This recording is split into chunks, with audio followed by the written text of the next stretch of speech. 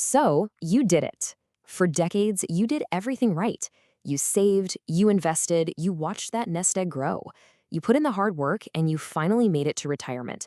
Seriously, congratulations. But here's the thing, the skills that got you here, they're not the same skills you need to make that money last for the rest of your life.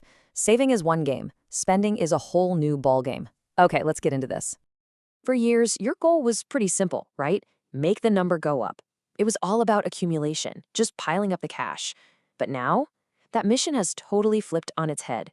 You're shifting from building that pile of money to carefully turning it into a steady stream of income that needs to last, maybe for 30 years or even longer. Think about it this way. For your entire career, someone else's payroll department sent you a check. Now, that job belongs to you. You have to decide how much to pay yourself, when to pay yourself, and how to make absolutely sure the funds are always there, month after month, year after year. Yeah, it's a huge new responsibility.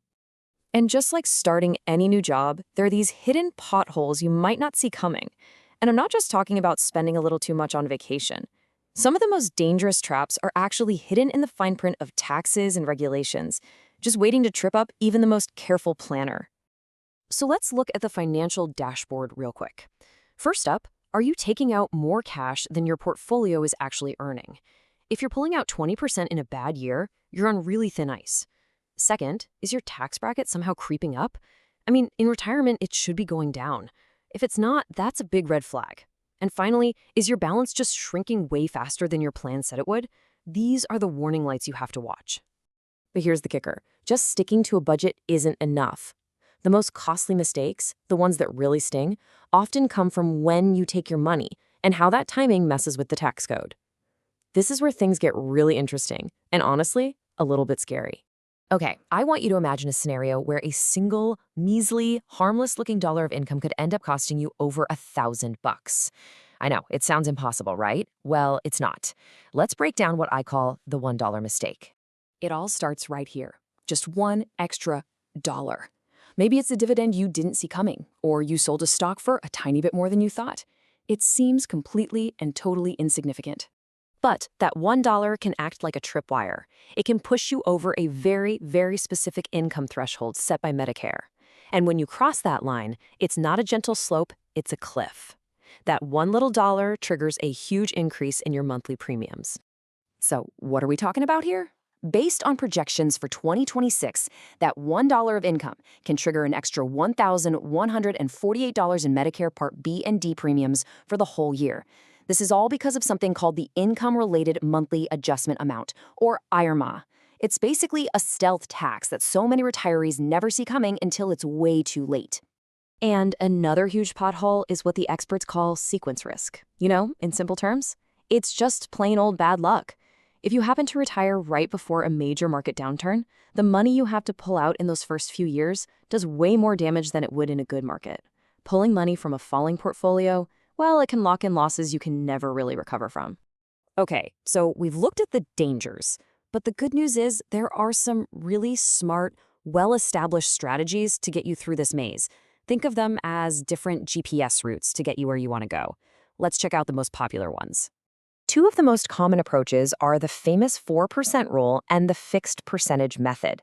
The 4% rule is all about getting a predictable paycheck that keeps up with inflation, which is awesome for budgeting.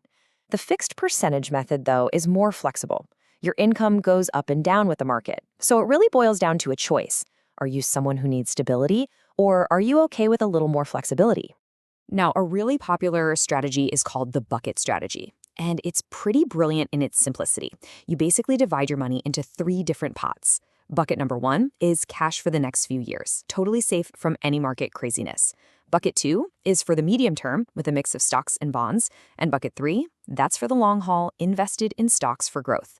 The beauty is you never have to sell stocks in a down market just to pay for groceries. And of course, there are even more advanced strategies out there. Dynamic withdrawals, for example, are kind of like a smart thermostat for your spending. You take out a little more when the market is booming, and then you consciously tighten your belt when things are down. It takes more discipline for sure, but it can help your portfolio last a whole lot longer. Now, there's one more piece to this puzzle that a lot of people think about. I'm talking about the wild card of an inheritance. It can feel like a safety net, But let me tell you, relying on it is a very, very dangerous game. So let's just ask the question directly. Should a potential inheritance be part of your retirement math? We looked at what real people are saying about this online, and their advice is incredibly consistent and pretty eye-opening. And here is your first big dose of reality. The cost of end-of-life care can be just astronomical. We're talking tens of thousands of dollars a month in some cases. An entire estate built over a lifetime can get completely wiped out in just a couple of years of high-level care. This next point is so critical.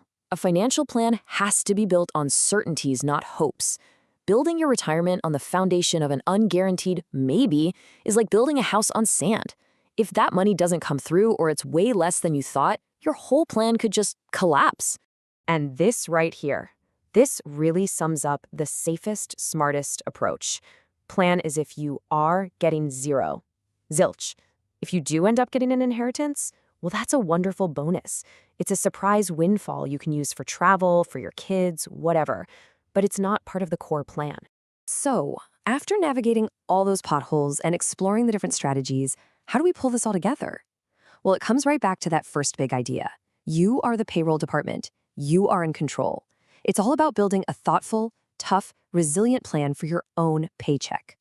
All right, here are the key takeaways. First up, know the real risks. It's not just about overspending. It's about those sneaky taxes and bad timing.